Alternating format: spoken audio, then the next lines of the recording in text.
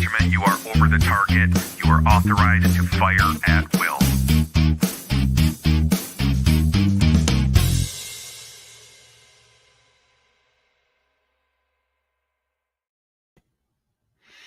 Hey, good 4th of July. Happy Independence Day. I had a lot of people. I'm TC, by the way. So if you're just tuning in, you have no idea who I am. And if you're just tuning in, you have no idea who I am. I'd have to ask you where you've been for a while, because some of you are subscribed, and if you don't know who I am, that's on you. But yeah, this is my channel, Minnesota Black Girl Regiment. I have a guest with me, Barbara. She's coming on. We're gonna talk about woke ideology and how to push back against it. And if you read the description of the video, I got dog hair on me. I don't know what that's from, but anyways, I'm not independent from dog hair infestations, clearly. But for 247 years, we have been a republic, allegedly, pushing against tyranny, purportedly. And yet here we find ourselves enslaved to the state, and the state ramrodding woke Gramscian identity politics deep into the culture and the fabric of our nation. And it is a tyrannical thought process. It is a tyrannical philosophical system that uses fear of, should we say, social outcast status being leveled against us, so that we are compliant with what society has now deemed to be proper, which is to spend all of your time with this myopic navel gazing, where all you're able to do is to dwell on what you've done wrong, what your ancestors did wrong, depending on your identity. Especially if you happen to be, I think, what's the terminology, white, cisgendered, heterosexual male, you have all the guilt in the world. And Barbara's entire purpose with what she puts out is to push back against that, and help people recognize the dangers of those thought processes, and to be able to function in a society that thinks that way and that way only. And so I thought that July 4th, not only wasn't it a convenient time for her, but it was actually just a convenient time to be having this conversation, because we are literally in the middle of a fight against that kind of tyranny. And so that's why I wanted to bring her on. And I did meet her through our mutual friend, Josh Slocum from Disaffected. Some of you know I was on his show almost 2 weeks ago now. And he's been on mine.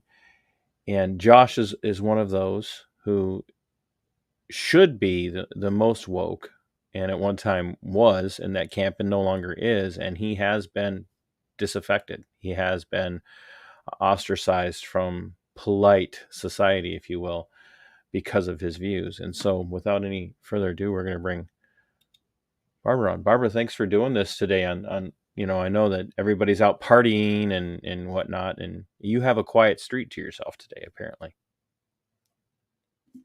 Oh, gotta unmute me. Okay. Yeah, we are professional here. I'm where people go to sort of celebrate the holidays, because I'm on the lake and this is their vacation homes. But today was rainy, and apparently they had to get back to wherever they came from. So it's nice and quiet here, pretty much. And it's Independence Day. 4th of July is just the date that it happens to be on. So happy Independence Day. And yeah. First one, I was on Disaffected. So if you haven't seen that show, I actually was on Disaffected once as a guest. You know what you were? I forgot that you actually were on there. So yeah. So I just poach other people's guests is what I do. I'm like, hey, I like what they're saying. You come over here. Yeah. So I actually wrote on Substack about Independence Day. I know you were saying, like, are we independent? I would say that we are free. And the thing is that people, they think about it in terms of this physical, this person won't allow me to do this or that, right? Right. But I think about it as like I've studied cognitive behavioral therapy and things like that. And I think our mind has a lot to do with what we actually see in the world. Like there's so much information that our brain is picking and choosing from to tell us what we should be looking for or looking at. It picks from the extraordinary, what's a little different, so that we can pay attention in case of something's gone wrong or whatever like that. But our thoughts are kind of limiting what we see. And so we end up with blind spots if we have these negative beliefs.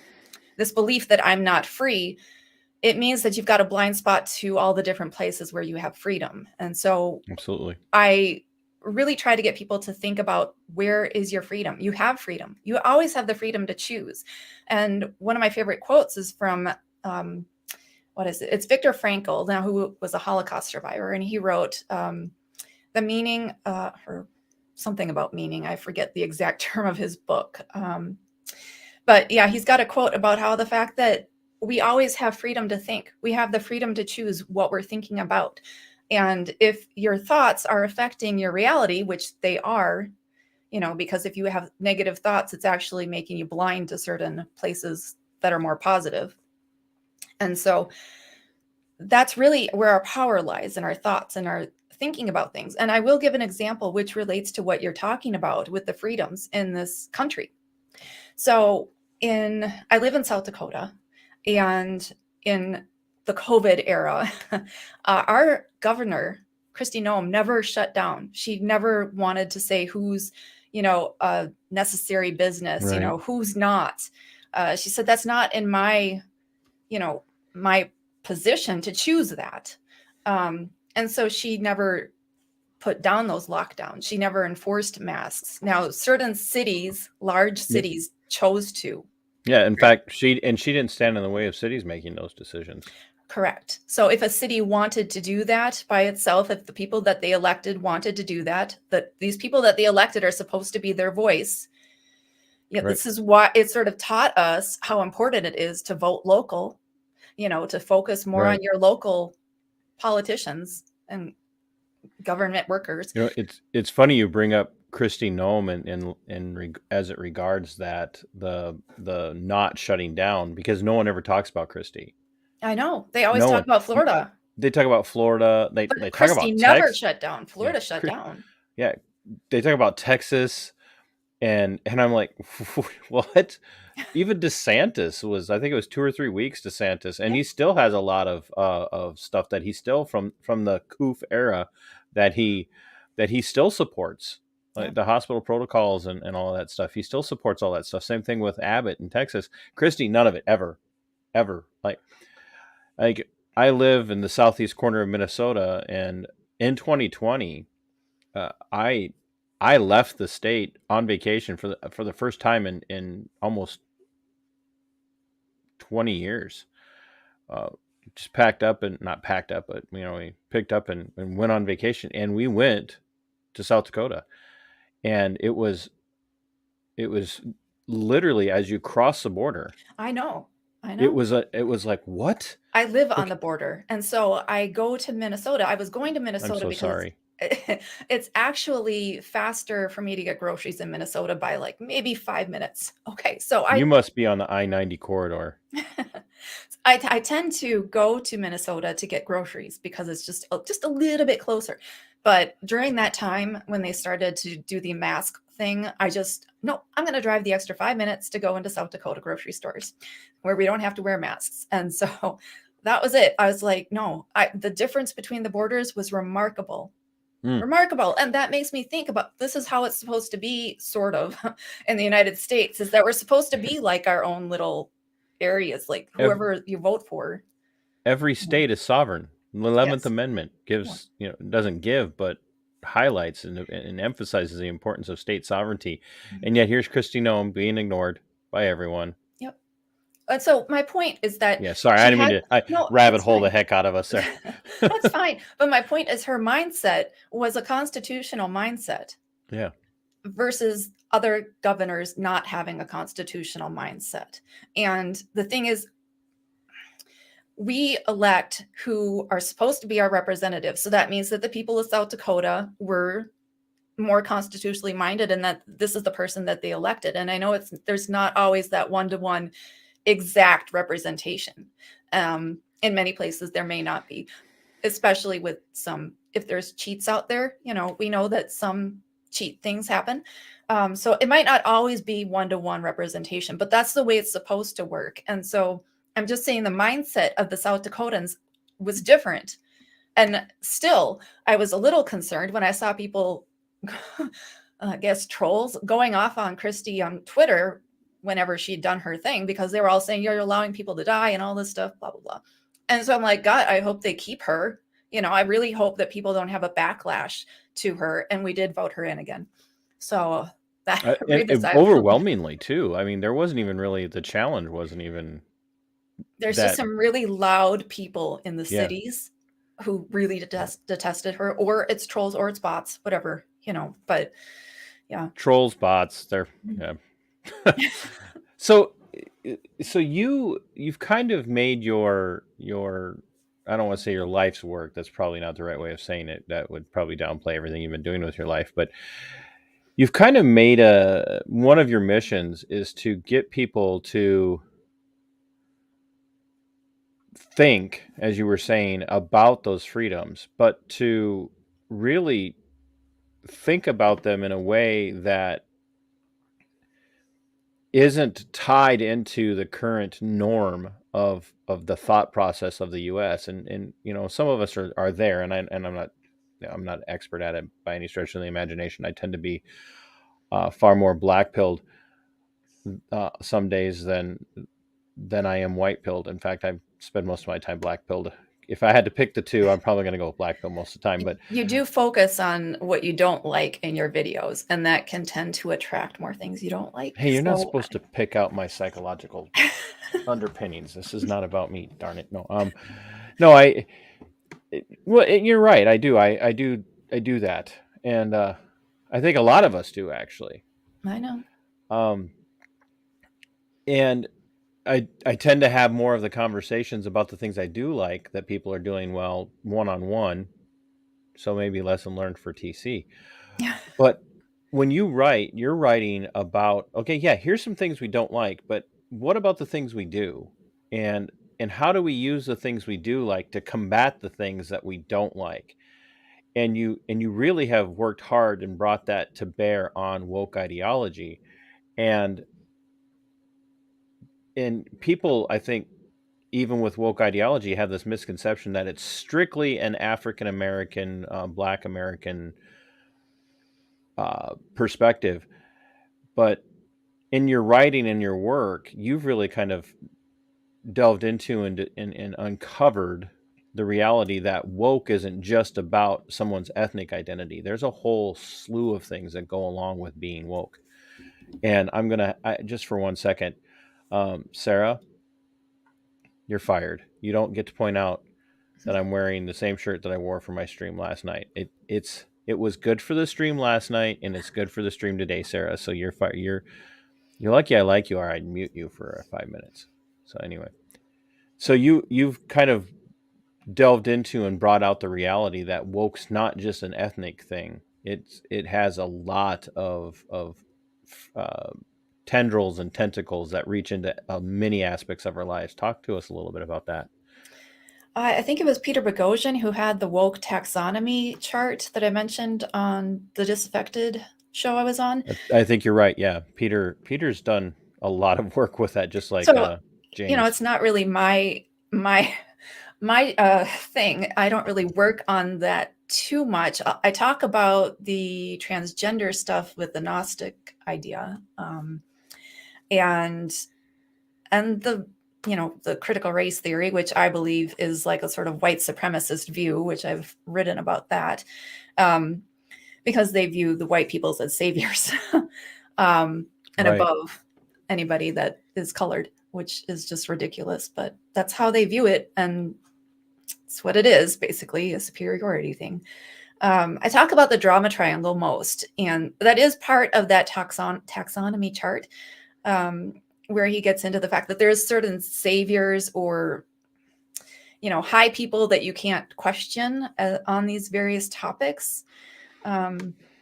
So like Ibram. Talk about the triangle a little bit, because that's going to really, I think that's really going to help people kind of wrap their minds. Probably a weird way of saying talk about a triangle to wrap our minds. I guess you don't really wrap a triangle, but Yeah. Help us wrap our minds around what the triangle is that you were talking about. So this is the Cartman drama triangle. So Cartman was the one who came up with it. And it starts out with, well, it doesn't start out because it's like a triangle, like a circle. It goes forever, right? But there is a persecutor, a perceived persecutor. Doesn't have to actually be persecuting anybody. And there is a savior. I call it savior. He called it rescuer. Mm-hmm. I like the term savior because it goes with the savior mentality or a savior complex, Mm-hmm. or the Christ complex, that sort of thing. And then there's the victim. So that's the victim mentality.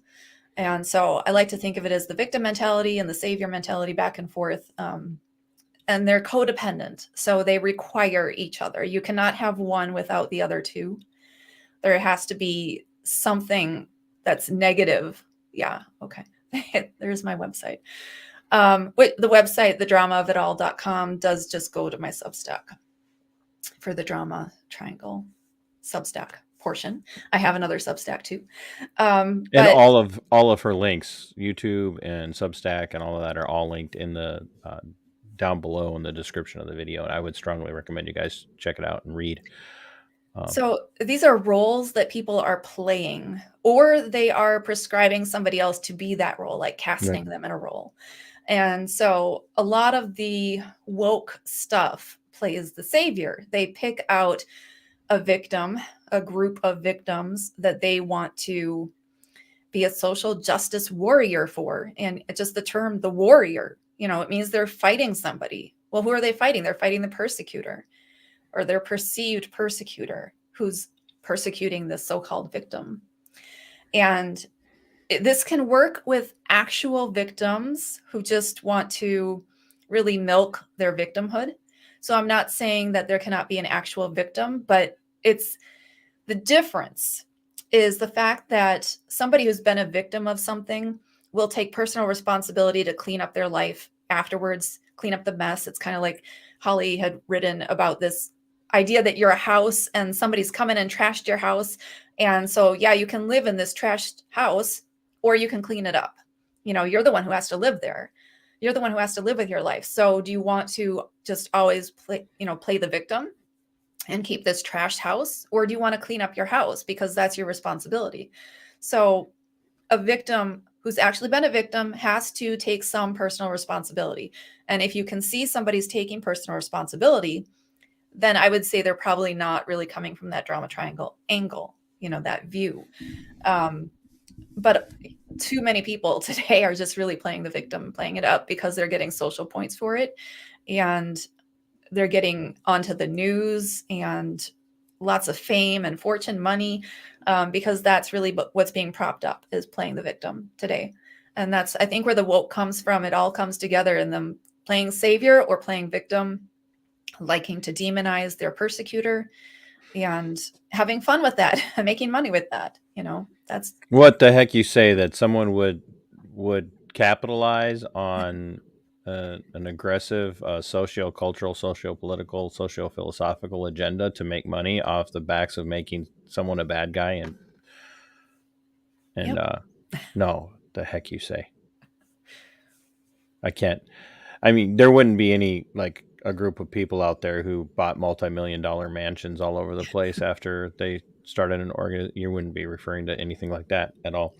So the thing with woke then is that it's not a. We've been led to believe that it's been this kind of this organic coming alive to the truth and the reality of the history of whites and males and the American culture, and the misogyny and the bigotry of it all, and that it's been this long, slow rising up out of the depths and the darkness of all of that in a very organic way. And what you're saying is that if I'm understanding you correctly, based on the research that you've done through reading people like Boghossian and others, it's not organic. It's very intentional. It's not just this organic uprising. It's been brought about ultimately to cause division. Well, I listen to James Lindsay also, and he's done stuff on this too. And I think that there's a few people who may be using it in that way.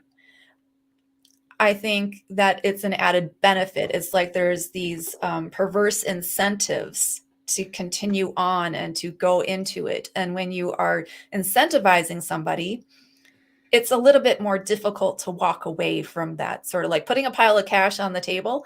And you can go take personal responsibility and exercise or work hard or whatever, or you can take this pile of cash and live easy. And I think that people are really having a difficult time walking away from that. Plus, there's a bit of brainwashing in a sense. I mean, our media is really censoring some people and some views. And so people are becoming an echo chamber. A lot of our social media is echo chambers now. And I've talked about this too. Because of the echo chamber, people are not hearing any critical questions, things like that. Like they're not actually getting they're not informed consent, right? It's like there's no informed consent because they're not actually hearing the full story. They're not looking into all the facts. And so what they're hearing is basically a brainwashing. And it doesn't have to be that somebody's doing it in particular on purpose. But when you're stuck in an echo chamber, how could you not be? Because you're not hearing any differing views. And so you kind of get sort of led into this belief. So I wouldn't say that there's a lot of people who are doing it on purpose. More so, there's a lot of perverse incentives incentivizing them to do this and to not walk away. And it's more difficult to hear other views and choices out there. So they're sort of just hearing the one side.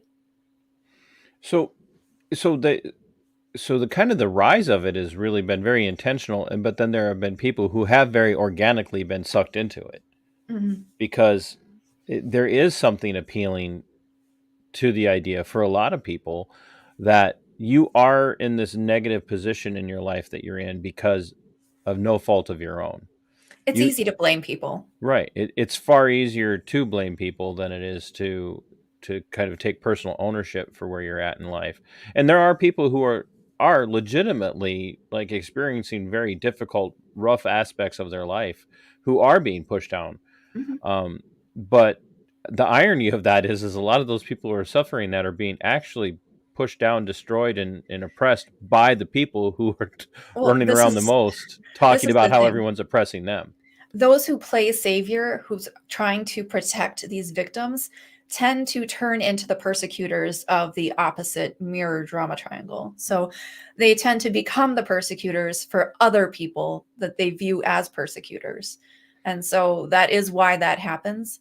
And it's justified in their mind because we get to persecute you now because you've spent generations persecuting us, whether it be an issue of ethnicity or gender identity or sexual identity or misogyny and big all sorts of bigotry. Because you have, or your group of people have been guilty of this for so long, we get to now do that to you, and you just have to shut up and suffer it. And do you think that's why part of it, for the people who are kind of sucked into it organically, are they seeing it as empowering? Do you think is it an empowering thing for them, or because they talk about wanting to be empowered, and then when they do get empowered, they talk about, well, I don't have enough power now. So I can explain that. So in the drama triangle, you are powerless, and there's a reason, because you have given up your responsibility to other people. It is about responsibility shifting to say that the savior will take care of this if you're a victim, or that it was the persecutor's fault and all that stuff. There's a lot of responsibility shifting. And so it comes from a feeling of powerlessness it's like there's this external locus of control where they feel like the world is coming at me. I have to respond to what the world is doing. I think that's why it fits in with the Gnostic idea that the world sucks. But you can actually Right. have an internal locus of control where you're the one taking action over what you can take action over. So you can figure out what are the things that are in my responsibility that I can take care of. And so you feel powerful when you take responsibility for yourself, which I just shared a link to in my latest Substack about this, because that is where our power lies, in taking personal responsibility. And this drama triangle is all about not taking personal responsibility. And so when you give away that responsibility to somebody else, and I think it's always yours, I think it's sort of inalienable. Nobody can actually, take it from you. It's something you give away to other people. And Right. so when you're giving away that responsibility to take care of things to a savior, like the government or another person, then you're at their whims, whether or not they do this thing or not. And so you're powerless. You can see if you give your responsibility to somebody else, you have to wait around for them to do it. And so the drama triangle is filled with powerlessness. And so they have to they're chasing after this thing where they're never going to feel satisfied, because it's not where their true power lies. And becoming a persecutor, that's not where your true power lies. That's the thing that people, I wish they realized, because when you're stuck in the drama triangle, you are powerless, even if you are the persecutor, because you feel like you have no power. That's why you're persecuting. That's why, you have this desire to do such a thing. If you felt like you had total power over your life and you were totally free and totally responsible for everything that was going on, would you feel like you needed to tell somebody else what to do? You would have no need of it. Right. So you can So tell. so when you're looking at this, and you had opened up by talking about, like, we actually are free. We just have to learn how to focus on those areas where we are actually free. You're not downplaying the reality that there are moves towards oppression in our society today. Oh yeah, there are. And people have Oh been yeah. people have not been enforcing their boundaries. We have rules, the Constitution has these rules, and we haven't been enforcing them. And that is frustrating to me, to sit back and watch people not enforce their boundaries. Now, I can do mine, I can say I'm not going to go to that store if they're going to require me to wear a mask. I'm going to go to this store instead. I can choose, what to do myself, but I can't make other people say no. Right. People didn't say no. And I was really shocked in 2020. I was really shocked that nobody said no to this. I mean, okay, so a few people did try to do their own businesses and stuff. Yeah, and they should.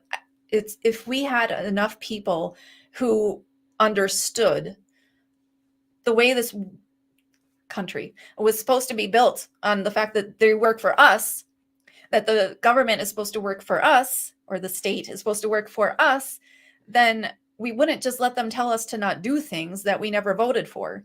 And something I've pointed out is that that people never would have voted for masks by the fact that as soon as they went away, the mandates went away, people stopped wearing them.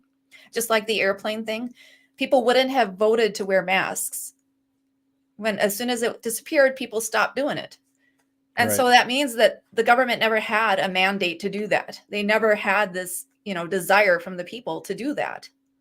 What they had was people's being conditioned to compliance. Yes. Whenever somebody above you tells you have to do something. Yep. And they took that conditioning towards compliance, and then the ultimate sheepish compliance of the populace, as a mandate. Mm-hmm. And whack jobs like myself, who got to the point where, like, not only am I not going to wear a mask, now I'm getting harassed so often by customers and store employees that I'm now recording every time I go into a business without a mask on, just so that people can see how quickly people become actual tools of the state in oppressing people. Yep. Who are expressing dissonant perspectives. Do you think that's part of the drama triangle, that people are sucked into that very easily because they don't like to feel like they're on the outside? I don't know if that's completely drama triangle related versus just I don't want to feel left out. I know we studied this in psychology when I was in, high school with the concentration camps and stuff like that. Mm. When we were talking about World War II and how everybody just complied, and it's something that I think people need to be taught early on with critical thinking. Like, don't just comply. Like, there's a reason why you should not. And I feel like too many people were not taught about that. They were taught the opposite. Just just stay in line with whatever our rules are, even if they don't make sense. There's a few people out there. I think South Dakota is a good example where people were just not going to do that. But I think too many places got complacent, or specifically we're trying to get people to just do what we say in schools. And I'm talking about in schools. And I think it does start with teaching our children to not just do what somebody says, to actually think for yourself. It's bizarre to me. Just bizarre to me that people went along with this and just think it's okay.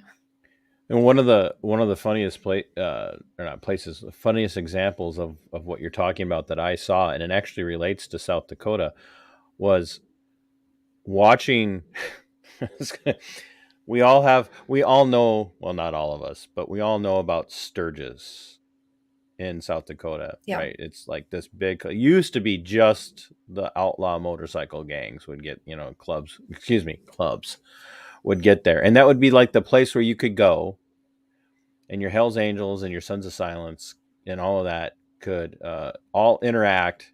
It would be the one place where they could go and be relative peace with these dissonant individuals, these rugged dissonant individuals with the beards and the scuffed up jeans and leather jackets and sometimes funky looking helmets, and there are all these big tough burly people, and now it's kind of turned into a mishmash of weirdness. I don't know how the actual hardcore bikers could put up with some of the crap that I see go on there, but I watched, I'm not even kidding, I watched these big burly outlaw motorcycle club people traveling through Minnesota on their way to Sturgis in 2020. And every single one of them would go into every single gas station or every single little mom and pop place, and they would all have their masks on. Yeah. And yet when you would talk to them, they were looking forward to getting to Sturgis. Yeah. So they didn't have to do that anymore. And I'm like, you've lost the plot, people. You're just completely, like, the one thing that people like always wanted to stay away from you guys because you were always the radical, never follow the rule types. You're all following the rules. And you've reminded me, there's a demonization for the people who would not go along with the rules. And so because of that demonization, you would be seen as the enemy. And so people, they don't want to be seen as an enemy. So they would not want to stand out in that respect because they'd be demonized and dehumanized as this evil person who was carrying germs, who was going to spread them and kill people. There was this heavy dehumanization, campaign against people. Yeah, I have no idea what you're talking about. That never happened to me at all. As you look at trying to overcome the negative aspects of woke, I call it theology quite often, but when the woke movement and trying to rise up from the tyranny, above the tyranny of what woke ideology, woke theology is, what are some of the positive ways that people can overcome it without strictly talking about, all the negatives that are involved? And there are plenty of negatives to point out, which is what makes the positives even better. So what are some of those positive ways that people can focus away from woke just by itself? I'd ask people to really spend some time thinking about the things that they have power over, about what they can take responsibility for. We live in this world where we have so many different choices we make every single day, and we're making them sort of automatically a lot of the time based on our habits. And we could change our habits. Some people just go along and maybe doom scroll on social media. that's not that great. I mean, if you've got a purpose and you're trying to get, fodder for a show or an article, okay. But if you're just scrolling at all the craziness that's going on out there that might not even be real, with bots going back and forth or whatever, um, that's really sort of a waste of time that could be spent doing something that makes you feel more powerful, like exercising more, going out and doing something fun. I have talked about this before. There's sort of like a spiral graphic on one of my articles where at the bottom, when you're feeling these negative emotions like fear, worry, anxiety, that sort of thing, you get into that fight, flight, fear, sort of stage where you're just totally blocked from doing anything besides just your sort of reptilian brain sort of response to something, right? Your mind is not clear in all the different responses you could be making. When you relax and talk about meditation, I don't know how many people who listen to you would meditate, but I mean, if you can just relax and sort of let your mind You be just free. nailed my audience. Okay. You just meditate. Okay, for some of you, meditation doesn't have to be a bad word. You can meditate while you walk. I do walking meditation sometimes. You can do walking meditation. You can meditate through prayer. Okay, for those of you that are you can just, some of you would call it vegging out, but sometimes you can just sit in the dark or on your couch or on your bed and you can just lay there and you can just meditate. Sorry, say it with me, everyone. 1, 2, 3. Meditate. It's not a bad word. And I think people do it when they're in the shower. Like that's when the best ideas pop into their head. And when they're driving, when you forget what just happened for the past 10 minutes because you've been thinking about something, it can happen at other places. You don't have to just like sit and be calm. In fact, Yeah, I that's lie not down. why 10 minutes disappears while I'm driving. I'm normally disassociated. So that's, how did I get here? I don't even remember stopping at the stop sign. I don't. And then people complain about how long I'm in the shower, and I tell them I'm getting my best ideas. But Yeah. I've actually taken to walking a lot lately, and I have found myself, listening to music or turning off no sound at all, other than just what's going on in the world around me. People can And be just, very it can be very specific about what music they listen to also, because sometimes you might listen to something and you get angry because it's just an angry song or something, or you could listen to something that's really upbeat and getting you ready, excited to go. And the top portion of that spiral I was talking about is really being happy, joyful, open-minded. I think that's sort of what happened with those Canadian protesters, with the trucks and everything. People were actually happy, and it worked out well for them in some respects, right? I mean, people were supporting them, because how can you not support somebody who's actually happy? And I mean, some people do, but well, and they're Canadian, and everybody just assumes that Canadians are always happy, which like.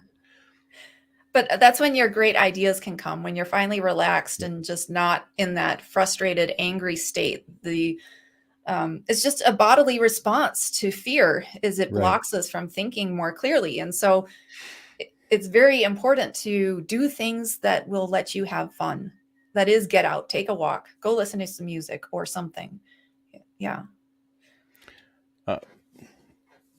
Or, like I do a lot of my research while I'm working during the day, and I listen to lectures, podcasts, things like that as part of my research. But I've taken to doing that normally like for the first half of my day or so, and then go to lunch and then come back for the last half of my day, and maybe listen to music while I'm working, or listen to a podcast that's completely, there's no point to it, in the sense of I'm not learning anything. I'm just enjoying, maybe it's a storytelling type podcast, a serialized, type podcast, or,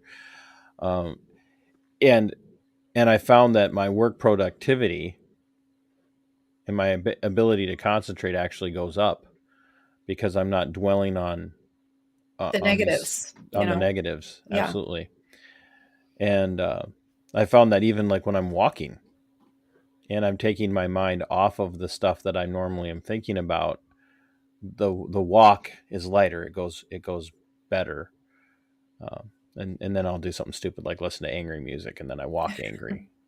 People walk by me and they're like, I was going to say hi to that guy, but he looks like he might kill me. But um, are you running into more people through your Substack that are asking, questions about how do I overcome this this kind of this?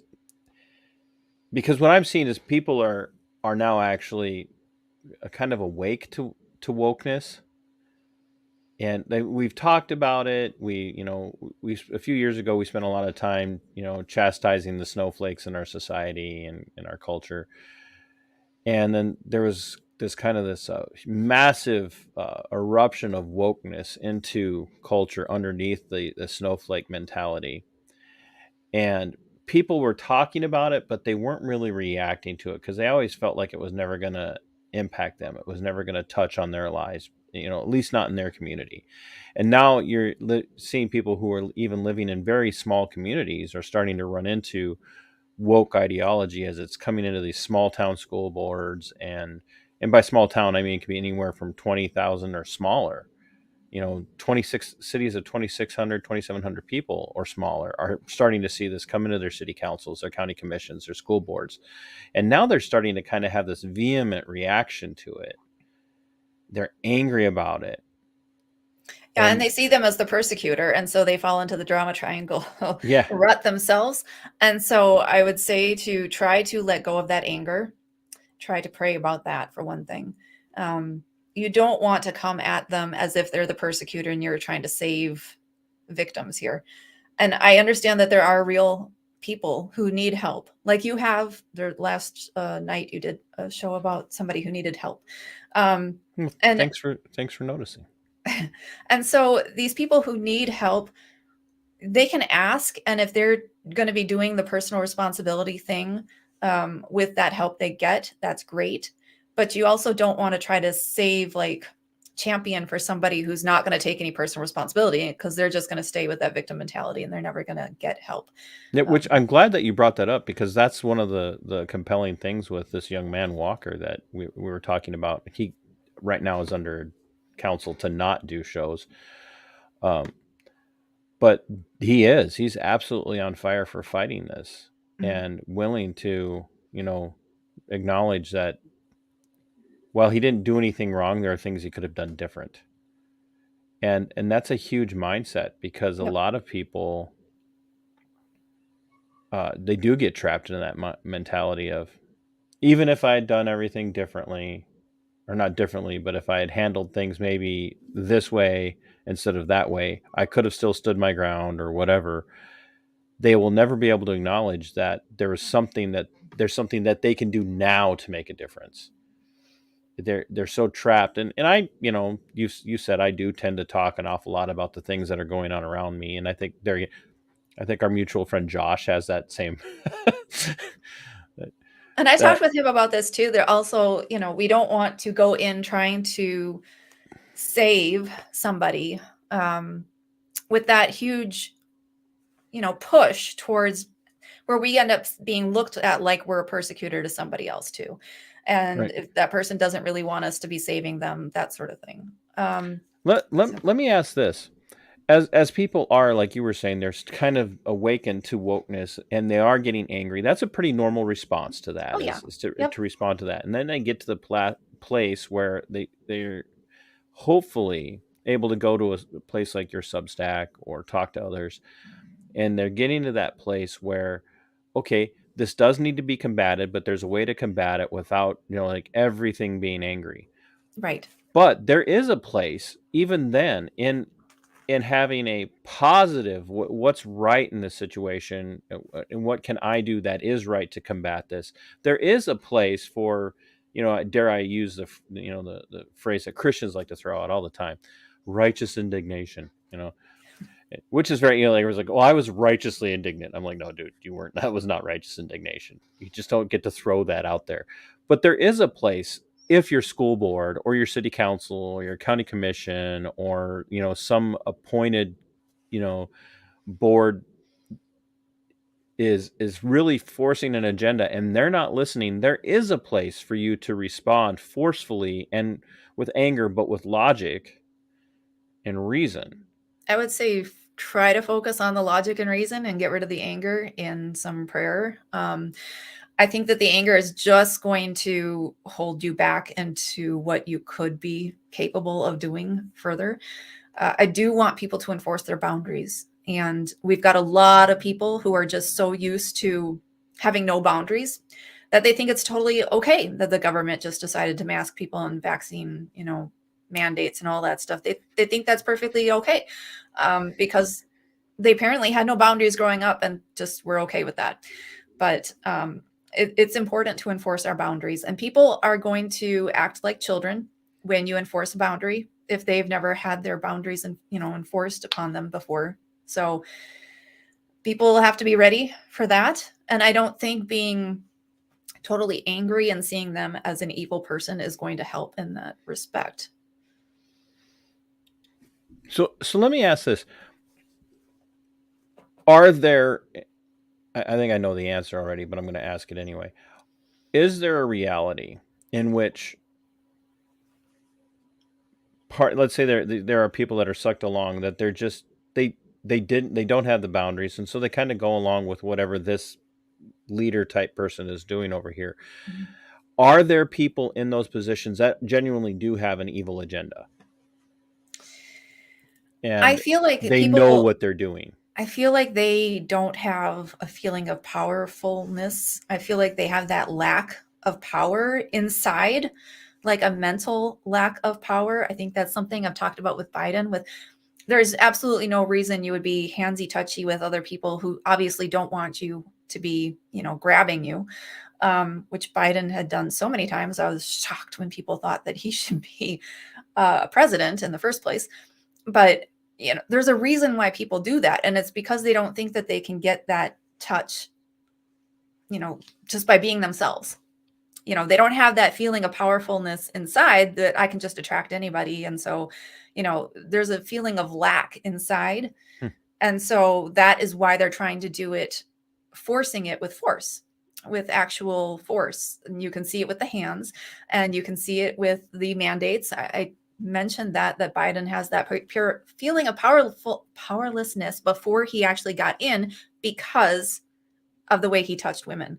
And I could see that that's how he would be with the mandates and trying to force it because he feels like he can't do it himself. He's not very persuasive, verbally persuasive to get people to do the things that he wants them to do. And that's why he tried to do it through mandates, which of course didn't work out, which Kristi Noem had gone against him on those. And I'm glad that she enforced those boundaries. It worked out for other people who had no idea how much she was working for them too. So you would assert that there a very, very, very small percentage of people actually have evil motivations. Most of the time it's coming from a place of not knowing better, really. Yeah, not knowing the right way to feel powerful, not knowing the right way to feel comfortable or safe, and wanting so they're to less force leaders and more authoritarians. Yeah. And yes, they were awful authoritarians. And I think that is because they feel like they could not persuade people, by just being themselves. They had to force things. Yeah, interesting. And when I bring that up, because, you will hear people, there again, with sense mutuals, Josh now talks about the evil of the particular, one of the places that he spends a lot of his focus on is the alphabet mafias. Yeah. Apparent push with a radicalized agenda. It can still be evil at the same time. I mean, I Sure, don't think that they're but it trying. it's not necessarily inherently, I know I'm doing this, I know that it's evil, but I'm going to do it anyway. It could be evil, but they're not recognizing it. And you're saying it's coming from a place from lack of boundaries and a lack of power and not knowing how to actually persuade. Right. I mean, even the president, he felt like he was saving people from COVID. So they were trying to save people with all these mandates and things like that. So they feel like they're the good people. I mean, that's the whole idea of the noble lie that Robert Malone was talking about, that these people are lying about the vaccine and side effects and things like that because they think that it needs to be lied about in order to get people to take the vaccines. Because by themselves, if you actually looked at the data, people would not be convinced to do it. So they had to lie to get people to do it. That is a way, because they think they're a savior. They think they're trying to save these really stupid people who, if we just gave them the data, they would not choose to be saved. So they think that they know it better than we do, that sort of thing. That's interesting. I guess I had never. Well, that's why you do what you do. I'd never thought about it from that perspective, because there are. Yeah, I guess I could see. We have the power now, and we don't know how to use it, so we're going to just force it, which does make sense with authoritarianism. Which is why you get people from the two major parties that all have, even though they allegedly have different agendas, their way of executing their agenda is exactly the same. And this is something that I was really frustrated with the Republicans trying to stop this child mutilation, basically, with the surgeries on children when they don't need to have surgeries at this time. It's not like there's a physical need for it. There's a mental issue going on there. And they're trying to make these new laws. And I'm like, why are you doing new laws when we already have laws on the book? Why are you not enforcing the laws that we already have on the book?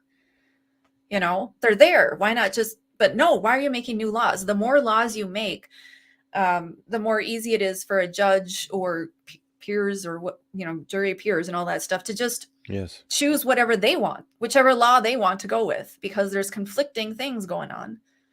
And so it would be less laws would be better.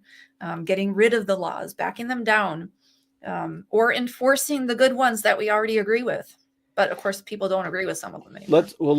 Let's use that as an example.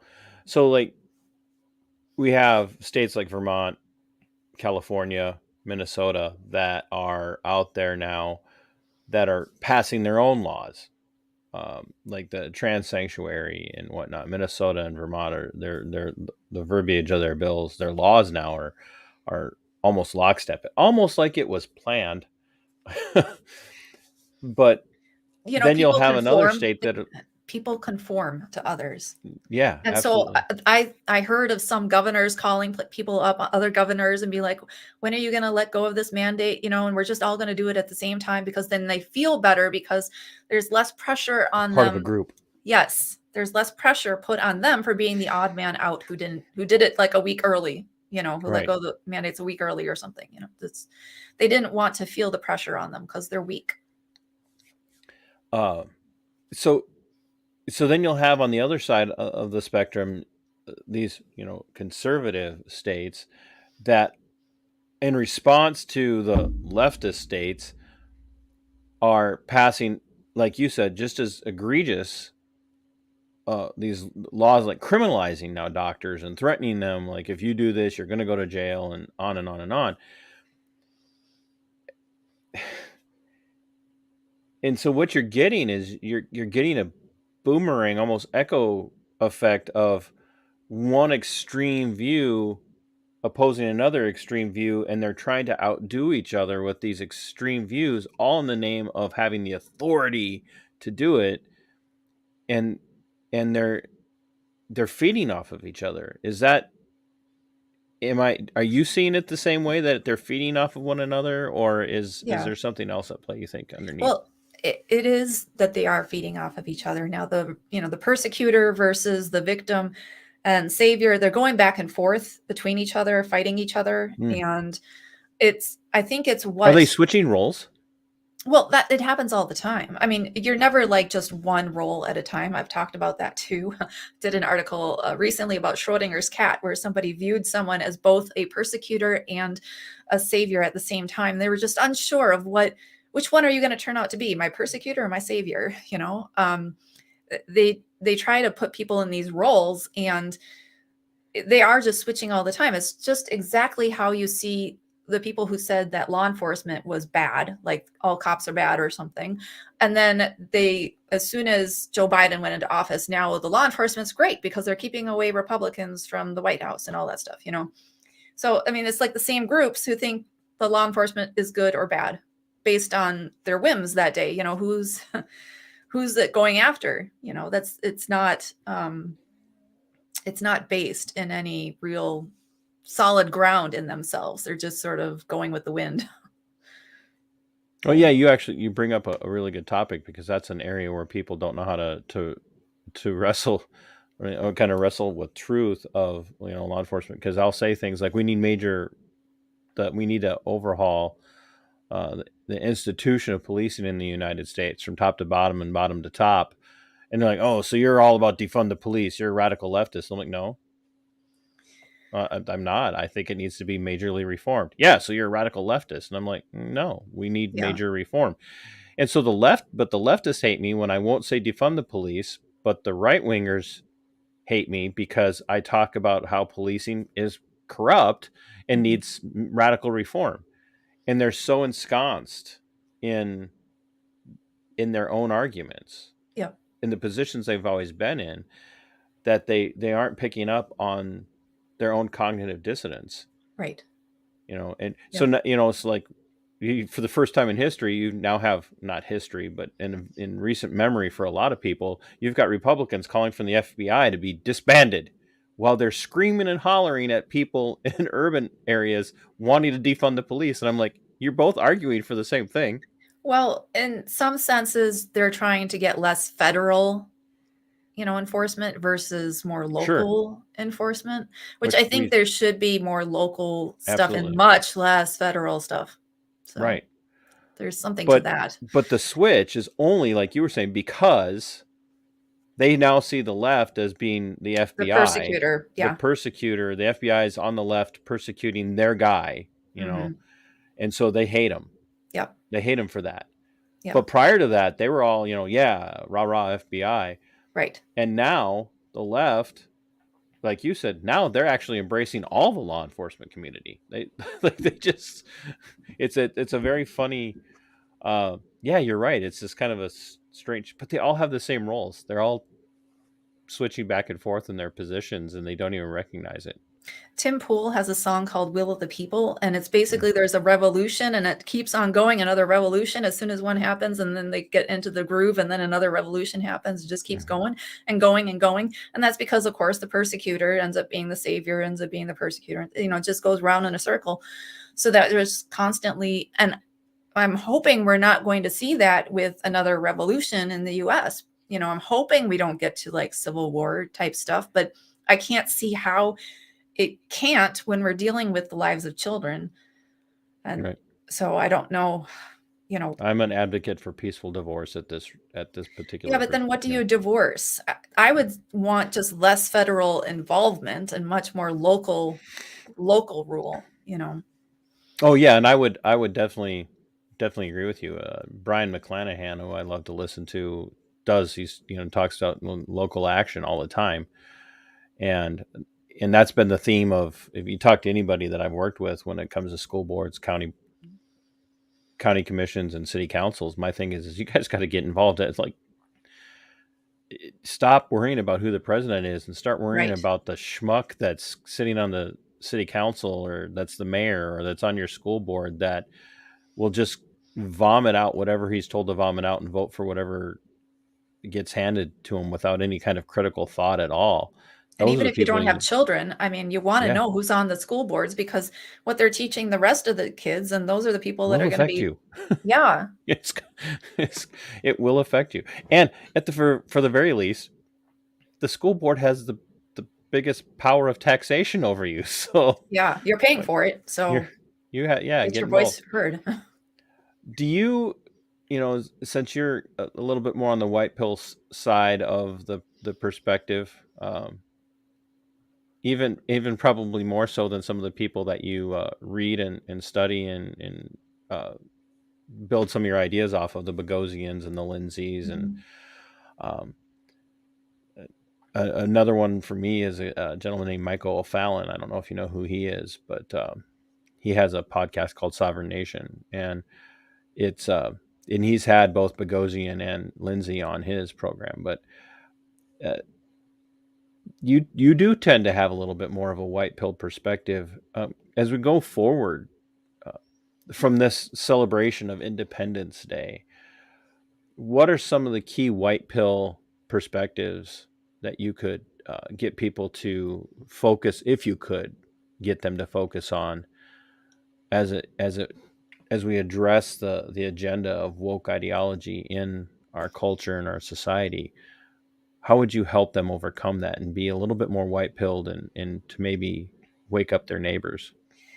For one thing, if somebody is in that victim mentality, it's very difficult to, wake them up or save them from that, because then I'd be taking on that savior mentality myself. So it's really up to them as far as whether or not they're going to do that, whether they're looking for help. But yeah, I do write on things that would help people, I think, by reading what I've been writing about. But really focusing on where you can take your power back, focus on the fact that there were some governors who did not say no, or who said no to the mask mandates, vaccine, things like that, who do sue the president of the United States, who have some guts and sue him when he does something that's illegal, constitutionally invalid. That we have a constitution and we can teach the children. We have a whole generation of blank slates coming in. And there are a bunch of people right now who did take their children out of the schools, especially because of COVID, but maybe other reasons with the, ideologies seeping in. So there's a bunch of children out there right now who are homeschooling or learning in pods, doing something different, and they're being taught wildly different ideas and a lot more freeing ideas than what our children were leading up to COVID. So we're going to have a whole generation of children who are, sure, some are going to be a little bit more brainwashed by going with the general, education system, but a lot of them are being taught in these new families that are doing their own thing now. And I think that's really a great white pill looking forward to the future. See, there's a positive that came out of schools being shut down. Mm-hmm.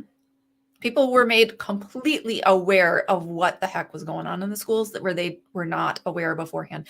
And they placed their responsibility onto the schools to save them because they felt like they couldn't take care of their children education wise. And now people are realizing, hey, that's my responsibility.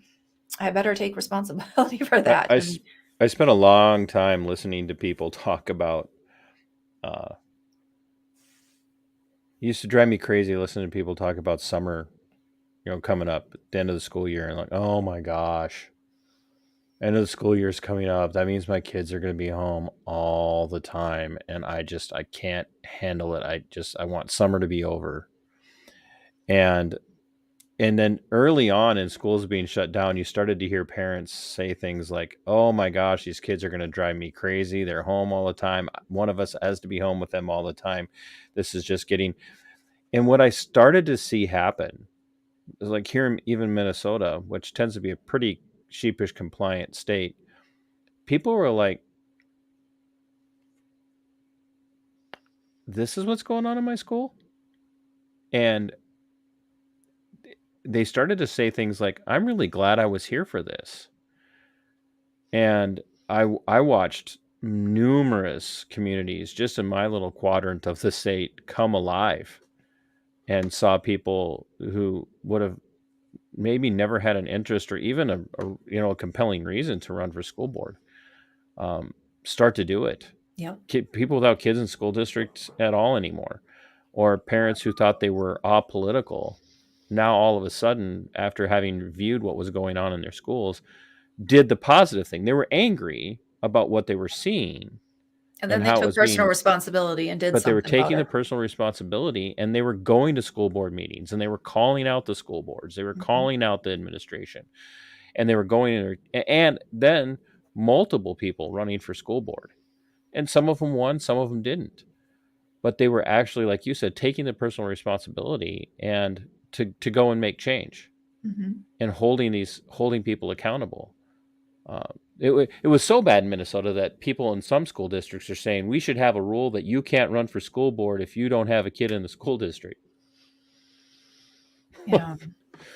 So there was that negative pushback Well, right away. that's the thing. They don't like you enforcing your boundaries because they've been Right. used to not enforcing, to not having any boundaries to be worried about because they've been getting over on people for so long.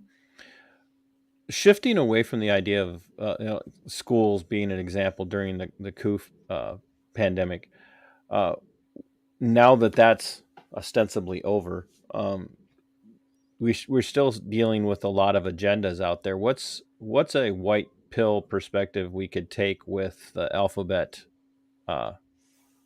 mafia's hardcore push right now to get people to knuckle under to their authoritarianism? What's a way for people to respond to that in that positive sense? I think it's going to be bringing a big eye on our beliefs. I'm hoping that this is what's happening. Okay. Because they have a belief of these gendered souls that they were not born in the right body, that sort of thing. And I think that I wish that our schools and government and everything understood that these are beliefs and that we can't be teaching beliefs as if they're facts.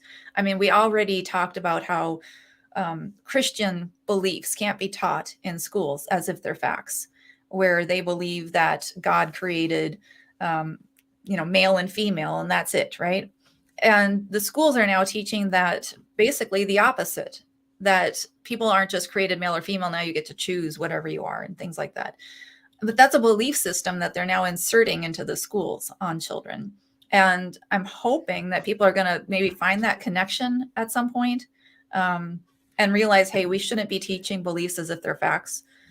It's my desire. I don't know if we're going to get there. Of course, I wish that people had enforced these beliefs. It's a religion. I think you've called it ideology in the past. It is a sort of religion, and it's a belief system. And I think that it shouldn't be in schools based on the whole separation of church and state. And it should have been enforced, that law or rule or whatever it is, should have been enforced a long time ago for whenever they started this. But hopefully people are learning now, like, hey, maybe I don't believe this. Why are they teaching this belief that I don't believe to my children? I'm hoping people are becoming aware about this and that we don't want the state sort of enforcing these things on us. How does a person respond to this outside of the state's involvement, but say in their workplace with, because honestly, people have to work, they got to eat, it's not that, I guess you could do the Kaczynski thing and go live in the woods and forage, but some of us wouldn't last very long. A lot of you city folk wouldn't last very long foraging, but how do you bring a white positive perspective? I better be careful, that'll get clipped. How do you have that more white pill, more positive perspective as it regards non-governmental agencies, but more, private businesses and whatnot? How do you respond in those moments as this is literally being ramrodded onto you as part of your work? Yeah, if it's being ramrodded onto you part of your work, I would suggest finding different work if you don't like there's it. the white pill perspective. That's Yeah, responsibility. this is a good time for you to get a new career. I think that, it's an abusive relationship you have with your job if they're forcing you to do things that go against your beliefs. And why would you want to stay in an abusive relationship with them? That's just, I'm hoping people will finally see that maybe, hey, I don't want to do that. And if I'm saying, if everybody had just sort of walked out on their jobs because I don't want to get the shot, I don't want to wear a mask, the companies would have been like, okay, come back. If everybody had done that, so. It's funny that you say that because Mayo Clinic here in the Rochester area started to run into that, where a lot of their people, like I shot some mini documentary footage of protests by Mayo Clinic staff around the Mayo Clinic area. And Mayo kind of got a little sweaty when they started to see it wasn't just 200, 300 people. And one of the events, we had over 1,500 people Wow. marching through downtown Rochester and to all the different Mayo campuses in Rochester. And then I think Mayo ended up terminating over 7,000 people over the jab mandates. And then a couple of months later, when they didn't have anybody to fill these positions because the only people they had to rely on to fill those positions were the people that they terminated, they started to send out bulk emails to people saying, hey, would you like to reapply for your job? Yeah. And a lot of people had gone out and found work at places where they weren't going to be forced to do that Right. anymore. And a lot of them just kind of gave the middle finger to Mayo in a very positive way and said, no, thanks. I got new work. Yeah. So tell people where they can find you. I mean, I have the links in the description, but tell people a little bit about where they can find you if you have anything you do on social media besides your Substack. Yeah, so thedramaofitall.com is for the drama triangle Substack that I have. I also have one on the law of attraction, which I know some people watching here might not really get. I think it's really much more different than what people think when they hear it. So I would just Most hope people that think of The Secret. Right. And The Secret actually left out Abraham Hicks, which is kind of funny. So they sort of left out stuff, and it's a little bit more complicated. Well, I should say a lot more complicated. And I come from a sort of Christian background too. So I don't know if you put my Christian YouTube channel down below, but I there put is all your that. links up that you sent me. So Leaves of the Tree Healing, that comes from Revelation. I don't really post too much on there right now, but maybe I will again. I don't know. Hacking Your Life is another YouTube channel, which is more about changing your mind through changing your thoughts on things by changing your beliefs. I try to question beliefs.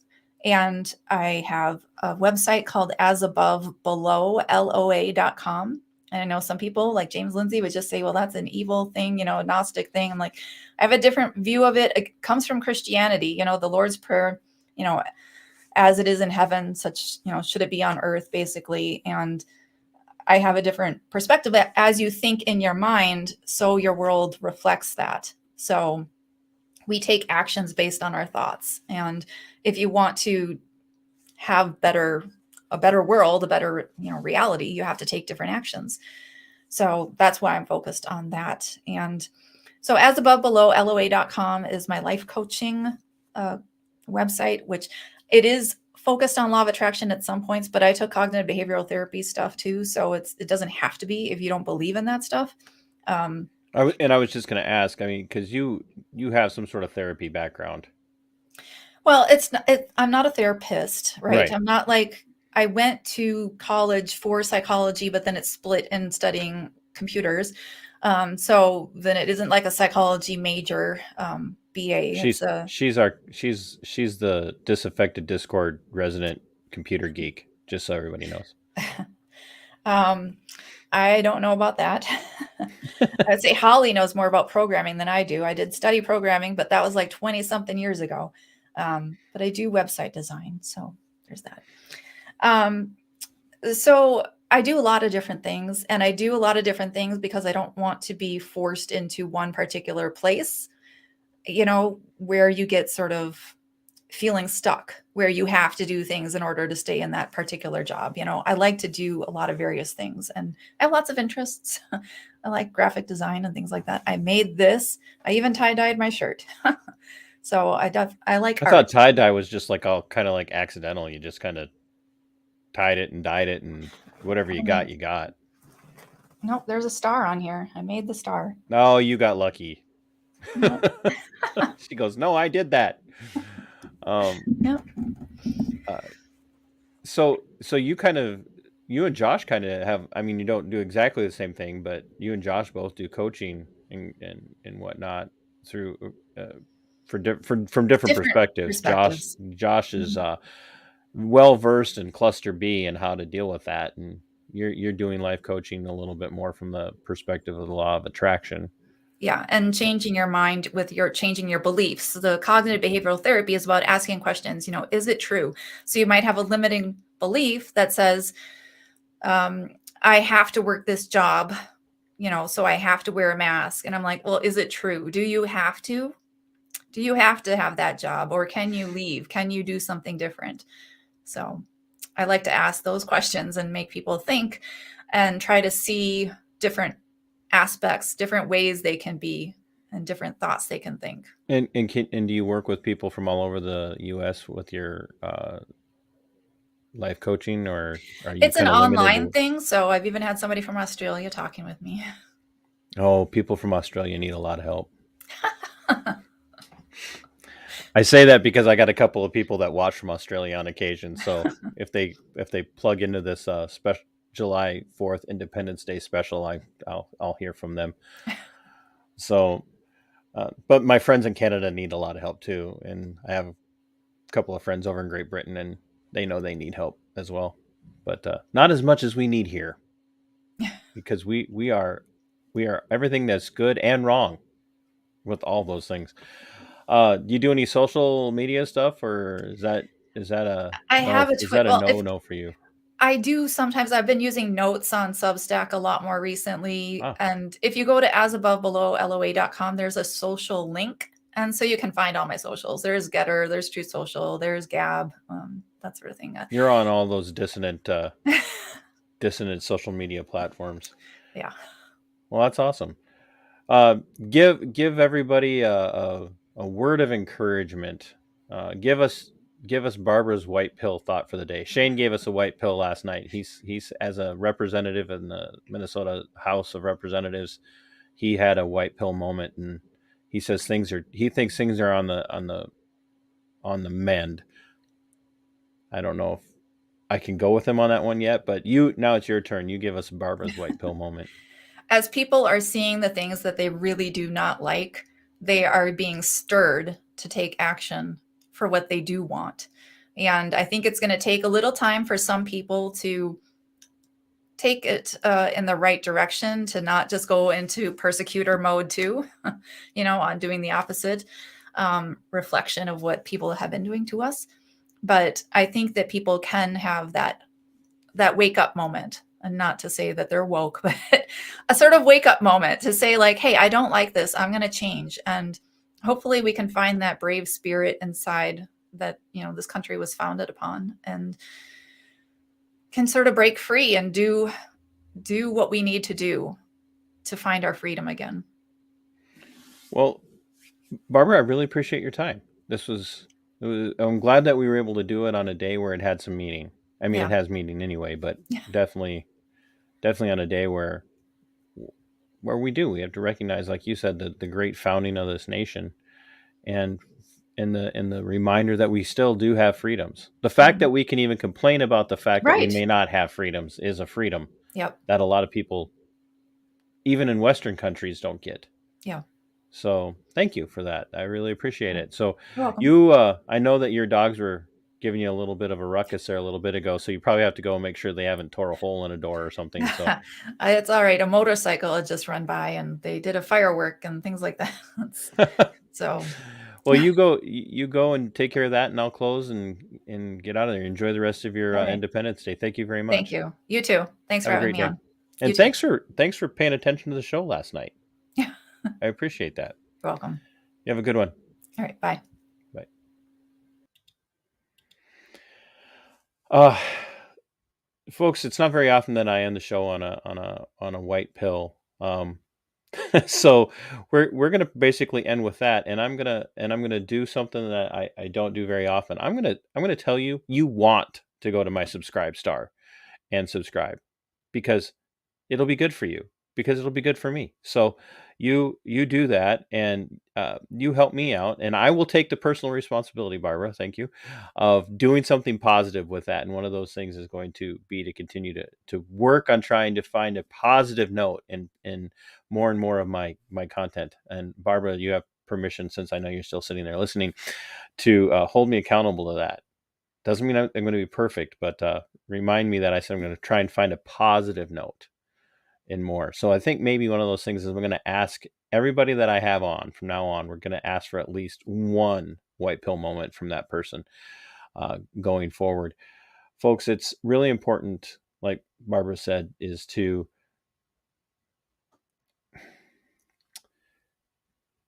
recognize the freedoms we still have and cling to those and cherish them, and to not always see everybody who we disagree with as an enemy. And that is one thing that I have worked on a lot, is to really kind of talk to people. I am far better about it in face-to-face in my personal life than I probably come off with on my different shows and series and different videos. But one of those places that I'm trying to bring a positive is a parody series that I've been doing on my channel with a gentleman named Cletus. Cletus is he is a wildlife researcher, and so Cletus is doing some wildlife research for us, and his particular subject that he's studying right now is the North American parate via. And so if you want a little bit of levity from TC, from the Minnesota Black Robe Regiment, I would strongly encourage you guys to go over and check out Cletus's playlist on Minnesota Black Robe Regiment. It is a positive. It's fun, and it's a little cheeky, a little sarcastic, but it's fun and it's funny. And he has a video that will be out sometime today. But it's fun. And so I'm going to work on that. I'm going to work on finding a white pill moment, and especially when I have guests on. So head over to my Subscribestar Minnesota Black Robe Regiment podcast. Find me there. Pick a level of support. And also remember that I am working to try and help Walker. You can watch the show that we did last night. If you go and you donate $50 or more to Walker's Defense Fund on his Give Send Go, I'm going to give you 10% off merchandise, or $50 or more. I will give you 3 months. I think I said 3 months at $1 on my Subscribestar, just to give you something for helping out a young man who's definitely in need. And otherwise, if you're just interested in merchandise, which I know you are, because it's great merchandise, great coffee, you can email me at mbrrpodcast@yahoo.com. Let me know what you're interested in. I can tell you what the cost plus the shipping will be, and we'll get you squared away. Go out there and enjoy the rest of your Independence Day and celebrate the freedoms you still have. And until next time, my friends, as my dear friend Monica, who made this for me, and she hand painted that. It's acrylic. She put my little tagline on there. So, fight for your liberty, it is yours. Fight for your freedom, it belongs to you. And sic semper tyrannis. We are go for liftoff in T-30. Stand by for further instructions, Minnesota Black Robe Regiment. Secondary guidance systems engaged. Minnesota Black Robe Regiment, it will be on my mark.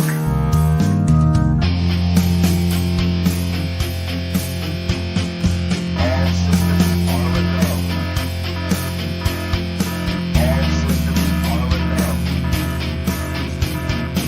Minnesota Black Robe Regiment, you are over the target. You are authorized to fire at will.